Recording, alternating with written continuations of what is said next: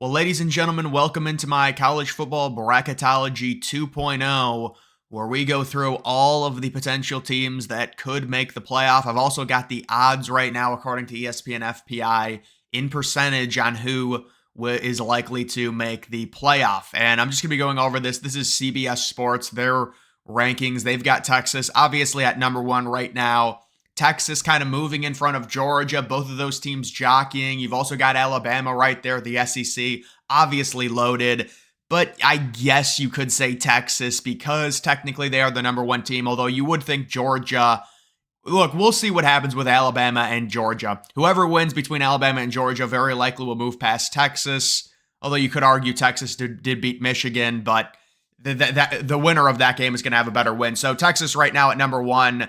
They already cleared the first big hurdle, which was Michigan, and I believe they also do face Georgia, but other than that, it should be a relatively smooth sail for Texas to the playoff. They're like number one in terms of odds on making it, just because their schedule isn't that crazy hard, and we'll have to see what happens with Quinn Ewers. I'm guessing he's probably not going to play against UL Monroe, but it doesn't seem like he has a bad injury or anything like that.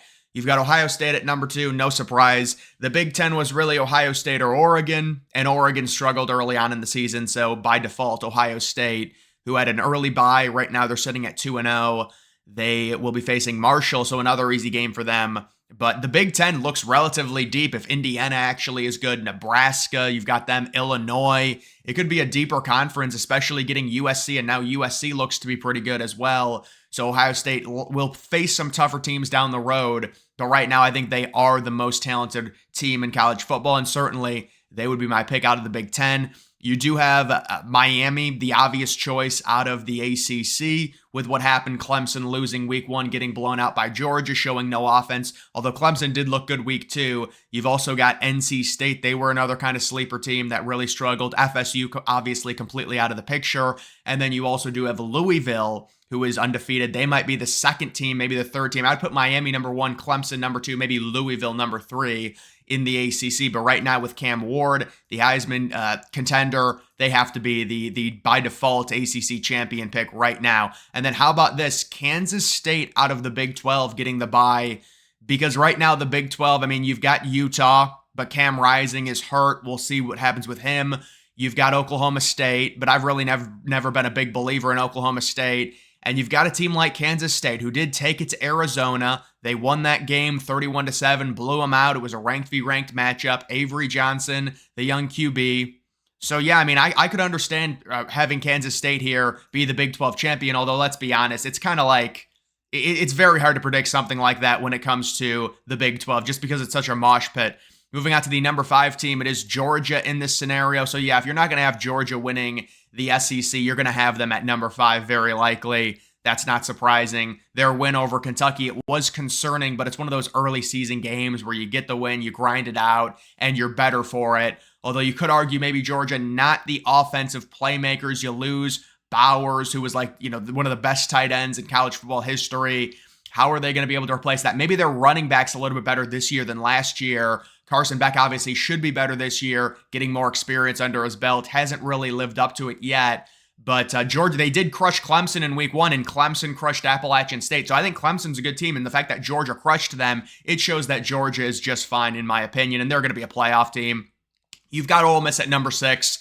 What I'll say about Ole Miss is there was a narrative coming into the season that they're going to be this super team, this amazing offense, and they've lived up to it. The only problem is their schedule's been ridiculously easy. And I feel like everyone's harping on Ohio State for their bad schedule. Ole Miss has really not played anyone. I mean, you want to call Wake Forest, and now they face Georgia Southern this week. So I don't know, man. I think Ole Miss might be getting overrated a little bit based off of the preseason hype, along with them blowing teams out and us maybe overvaluing that a little bit. I mean, Jackson Dart looks good. Trey Harris, the receiver, and, the defense, they got a bunch of players in the portal, especially pass rushers. But when it comes to something like this, I don't know. I would pump the brakes a little bit on Ole Miss, but yes, they should be a playoff team right now for sure. You do have Oregon at number 7. I think people kind of overreacted to Oregon struggling their first 2 games. They end up crushing Oregon State this past week. They should make the playoff. I'm not going to say no problem, but I think they'll make the playoff relatively, maybe as a 7 or an 8 seed there. and they will be fine. Probably going to lose to Ohio State, but that is a home game, and they could very easily go into that game undefeated with Ohio State undefeated. And again, they do have home field advantage, so we will see. They've got a lot of experience. They invested a ton of money into that roster. You have Tennessee at number 8. So Tennessee, they're definitely a team that's getting a ton of hype. And this is another situation where we might be overvaluing certain wins, like against NC State. It does not look like NC State is any good. And Tennessee crushed them, and they got a lot of credit, and then they score 65 points against Kent State. I like Tennessee. I had them making the playoff as a dark horse, so I think they're going to. But maybe we should pump the brakes a little bit on them, but I do like them to make the playoff with their offense, possibly as like an 8 or a 9 seed. You've got Penn State sitting at number 9 here. So Penn State, always a solid defense, had a very weird performance against Bowling Green in week 2. They did beat West Virginia in week 1, but now that West Virginia win doesn't really look that great. I think West Virginia lost to Pitt, but Penn State, I would expect Penn State to make the playoff, even though that Bowling Green game was not good. They are a team that always seems to finish around 9th or 10th in the country under James Franklin. And if they do it this year, it's a 12-team playoff, so they will make it. Alabama at number 10. Bama at this point, I think that was a good win in Wisconsin. Jalen Milroe looks really good. One of the best quarterbacks in college football right now. We'll see what happens against Georgia. That is a home game for them, so that's going to be huge. If they win that, they're probably the number 1 team in the country. If they lose it, they can still very easily make the playoff because it's a really solid loss to Georgia. And I think Bama, I mean, they're just so loaded everywhere. They're probably going to end up making it. They've got USC at number 11. So USC, they're an interesting team with the narrative change regarding their defense. Now, I do think they're going to have to go on the road and win in Michigan. And right now, they're sitting 6.5-point favorites or like 6-point favorites in that game. They do look like they've got a better defense with a new coordinator. And so we'll see. I don't know if I would put USC in right now. It's hard to really say. But if they do beat Michigan, I mean, that game seems very winnable. You're the favorite. You're looking at a big win on the road in Michigan. Although at that point, Michigan's probably not going to be ranked. But I do like USC. I don't really think they're going to make the playoff, though. Then you do have Northern Illinois. Obviously, they're ranked at this point, being from the MAC. It'll be interesting to see what happens if Northern Illinois drops a game. But you've also got Notre Dame there. That's interesting. They don't have Notre Dame making the playoff here. I think Notre Dame needs to go 11-1 to make the playoff. But Northern Illinois right now, they got the huge win at Notre Dame. Notre Dame looks like a solid team. They crushed Purdue. And so that win is only going to help them as long as Notre Dame keeps winning. They're going to have the best win of any group of 5 team. You've also got Boise State right there. I'd probably put Boise State in over them. I think they're just the better team, even though they are 1-1 right now. Boise State's got a number of easy games. They're very likely going to be 4-1, 5-1. You've also got UNLV right there.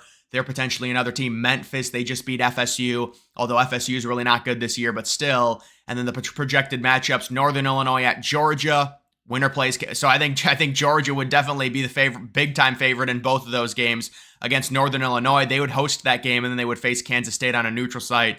Penn State at Tennessee. Winner plays Texas. That'd be a fun game. Tennessee would probably be the favorite due to their offense. USC at Ole Miss. Winner plays Miami. So that seems like a really good draw for Ole Miss. I think Ole Miss could probably beat Miami. But that kind of a fun situation there. Alabama, Oregon, and then the winner plays Ohio State. That would be another rematch between Ohio State and Oregon, possibly the third one. And then we are going to look at the just overall playoff chances right now. You can see Texas, a 91% chance to make it.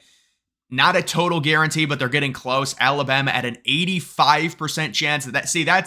They're overrating Bama blowing out bad teams. That's what it is. There's no way Bama has an 85% chance. Bama probably has above 50, but there's no way they have an 85% chance. Ohio State, I think, has above 80. They've got them at 78. Tennessee, because the analytics, they rate them really well because they were up 65-0 against an FBS team. They're at 72%. I would put them lower. Ole Miss, I'd probably put a little bit lower. Georgia, I'd put higher. Miami, I'd probably put a little bit higher. I mean, Miami, realistically, in the ACC, you could lose a game and still very easily make it. Oregon sitting at 50% chance. I'd probably put them at 55. You've got Missouri there. They've got a shot. They're sitting at 3-0 right now. They've got a relatively easy schedule. Penn State, Notre Dame, UCF. They love UCF, the analytics. 18th overall team in the country. They barely beat TCU. They came back, but watch out for UCF. They say they got a 36% chance, although these things do change pretty drastically week in and week out.